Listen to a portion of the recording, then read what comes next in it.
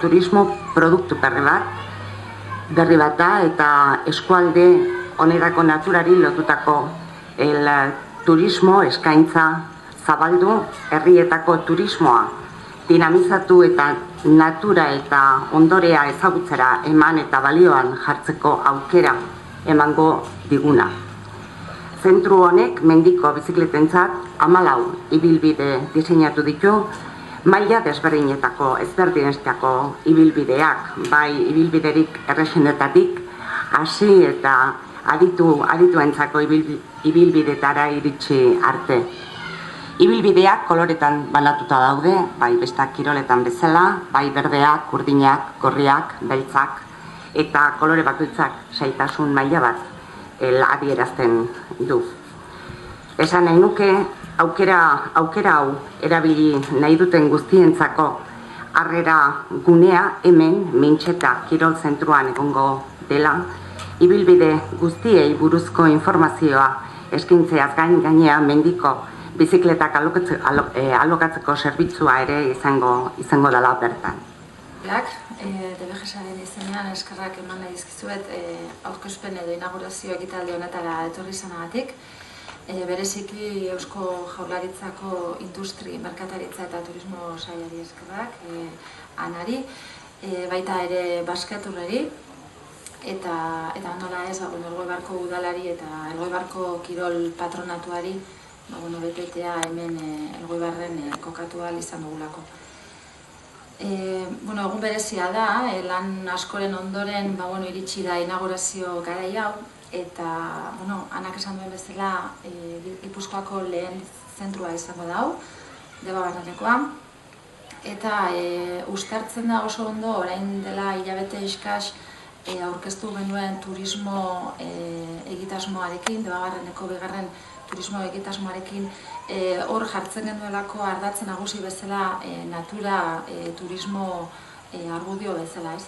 Eta uste dugu kirola eta natura uztartzea beti dela egokia, eta gure ingurua, landagunea eta ezagutzeko aukera paregabea emango duela baita ere BTT zentru honek. Hemen zabeten gune hau, Mintxetako gune hau, nik uste dut eredu moduan hartu dekela Debabarreneko irisetan egin beharreko lanetan, ez?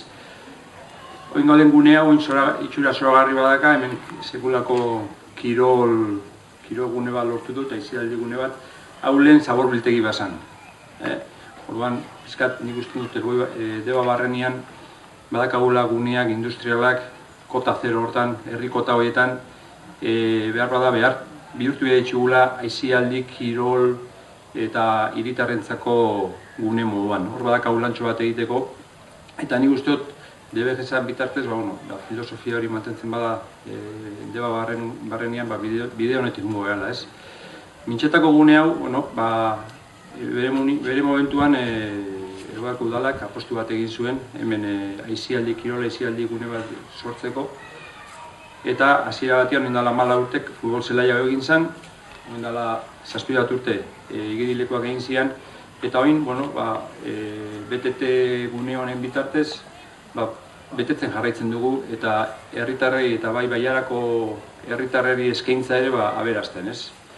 Bere jarraipena izango du, hemen ikasten da, hemen Mintxeta eta IMH ikasten da Salorentzoko baiara, gaur egun industri lurra moduan dagoana, baina Elgoibartarrek inertziaz aukeratu dutela euren hasialdi gunea hortik jubia dela, ez? Orduan, Elgoibarrek hor jarraitzen du, bere apostu hortan, herri mailan, kota zero hortan, daudezen industri gune sarrak, ero gune egokiak herritarrentzako egokitzen. BTT zentro hau, eskerrak ematen nahi diot, bai Eusko Jaurlaritzari, Basketurren bitartez, bai DBGSari, eta baiarako alkateei, Elgoibarren kokatu duten apostu honengatik. Txirrindularitza afizioa handia da, Euskal Herrian, Gipuzkoan bereziki, eta harror gaude Elgoibarren lehenengo BTT gune hau Elgoibarrera etorri dela, ez? Etortziak. Beste alde batetik, ere, aipatzea nahiko nuke, nolan lehen Irunek aipatu duen turismo proiektua, turismo arloko estrategiak jarraitu behar estrategiak Debabarrenean indalak itxi orkestuak izan dira, eta nik uste dut Debabarreneko aberastasuna argitaratzen, hobetzen, promozionatzen asmatzen badugu, bide honetik zela, Debabarrenean bi kota ditugu, kota 0 hau da herriak, industrialak, ziaro industrialak, edertasuna eta labia digu, baina 100 metro gora igotzen bagera, Gipuzkoa berde badugu, eta berde aparte ikaragarria. Zoragarria da, eskaintza asko ditu, ontsen indalak itxi UNESCO onartu ditu, bere katalogatu ditu Debako eta Zestoako aitzuloak, ekaineko aitzuloak, Mendaroera aberatza da hortan, herri bakoitzak bere aberastasunak ditu, eta nik uste dut DBGSak lan hortan jarraitu bida duela aberastasun horiek kale ateratzen eta aberastasun horiengatik apostu bat egiten.